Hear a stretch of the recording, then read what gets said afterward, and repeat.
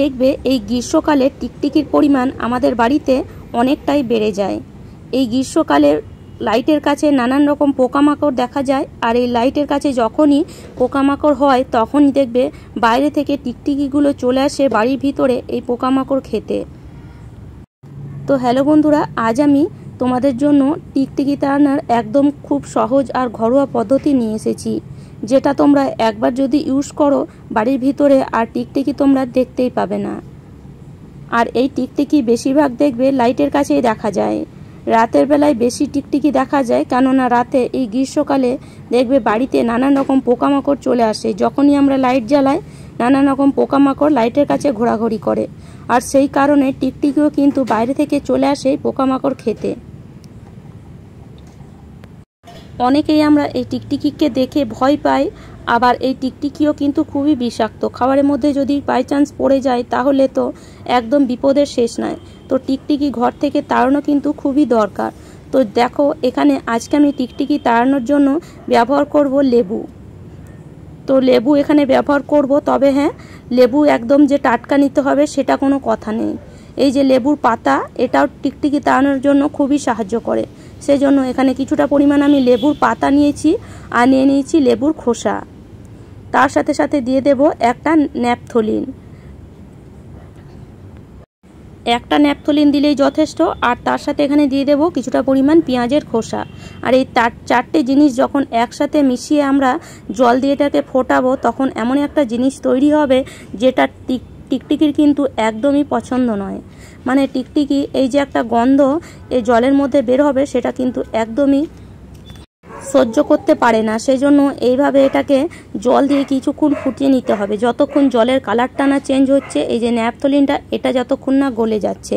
Naphthalene গুঁড়ো করার কোনো প্রয়োজন নেই, এইভাবে জলের মধ্যে দিলেই কিছুক্ষণের মধ্যে ন্যাপথলিনটাও জলের মধ্যে মিশে যাবে। আর যে জায়গায় তোমরা ফোটাবে সেই জায়গাটা যেন কোনো খাওয়ার কাজে ব্যবহার না হয়, কেননা এখানে আমরা ন্যাপথলিন ব্যবহার করছি। সেই জন্য কোনো খাওয়ার কাজে জায়গাটা ব্যবহার করবে না। এইভাবে যে কোনো যদি এক্সট্রা জায়গা থাকে, দেখো এখানে আমার বাটিটা একদম সাইড থেকে ফেটে গেছে, তোমরা হয়তো কমেন্টে বলতেও পারো, কিন্তু এই জায়গাটা আমি কোনো খাওয়ার জিনিস রাখার জন্য ব্যবহার করি না, সেই জন্য এই জায়গাতেই ফুটিয়ে নিলাম।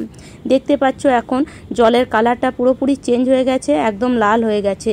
তো মোটামুটি 10 থেকে 15 মিনিট এই জলটাকে ফুটিয়ে নিতে হবে, যেন জলের কালারটা খুব ভালো মতন চেঞ্জ হয়ে যায়, তবেই কিন্তু এটা কাজ করবে।